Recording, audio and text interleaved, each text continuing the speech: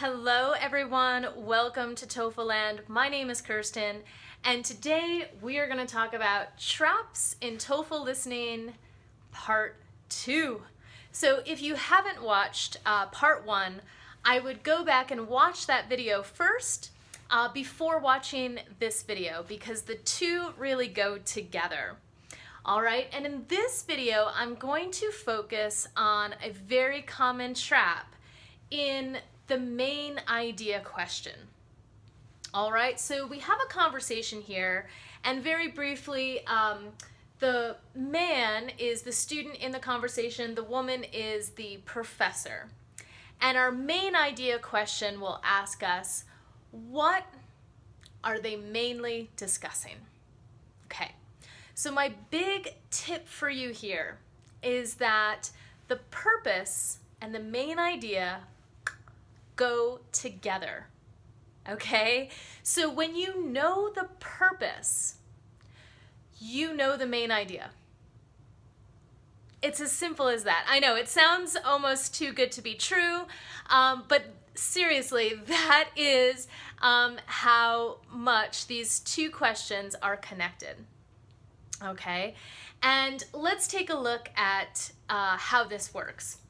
So we have this man, we're listening to the conversation, and we hear him say, "Oh, hello, professor.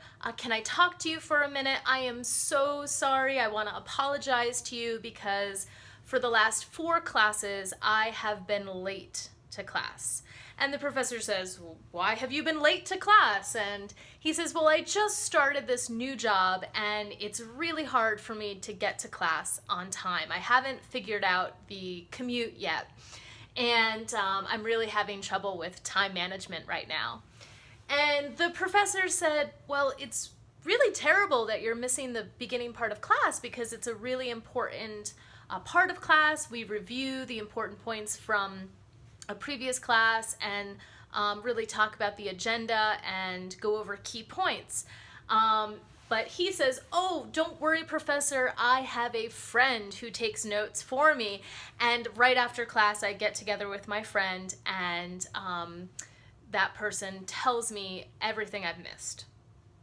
So the professor says, "Well, okay, I guess that's all right as long as, you know, you plan to figure out how to make it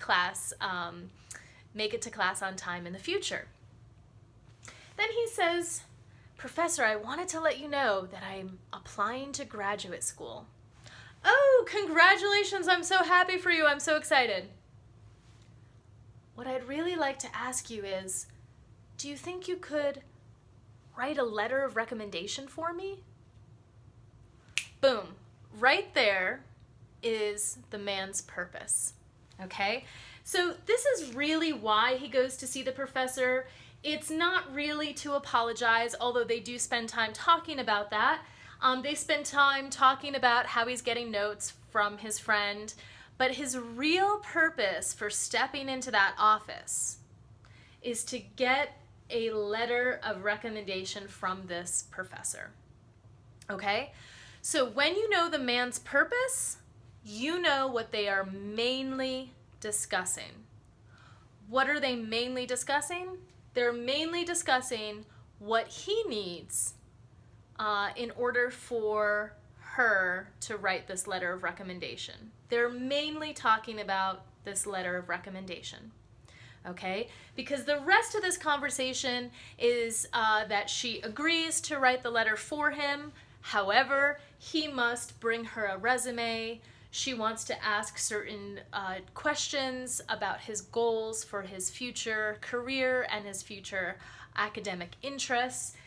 She would like to see him tomorrow in her office, and he should bring transcripts and any awards that he's won so that she can have all the materials that she'll need to write a really great letter of recommendation for him for his application to graduate school. So the question will ask, what are they mainly discussing? They're mainly discussing the letter of recommendation and what she needs in order to write him a great letter of recommendation. Now here are the trap choices, okay? And I see students falling into these traps. One of the traps will inevitably be they are mainly discussing ways that he will not miss class. Or they are mainly discussing ways that his friend will take better notes for him. Or they are mainly discussing different grad school opportunities. Remember, all of those statements, while they might be true, they did mention those things, right? They're true statements, but they're not the main idea. How do I know they're not the main idea? Because they are not connected to the man's purpose for going to see the professor. So you must know the purpose, and then you will know the main idea, okay? Do not fall into the traps that are details. They are true statements, perhaps, but they're not really what the whole conversation is about, okay?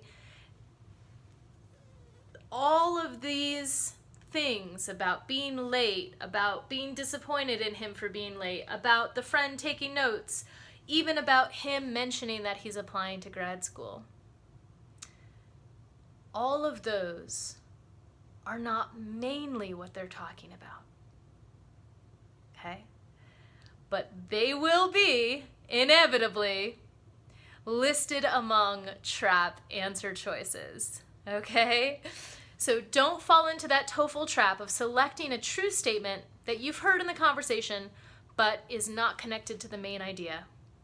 Again, the main idea will always be connected to the purpose. They are best friends, okay? And you don't want to separate two best friends. They really stick together. All right, so that's my tip to avoid the traps in the main idea question in a TOEFL listening conversation. Happy TOEFL studies, and I'll see you next time.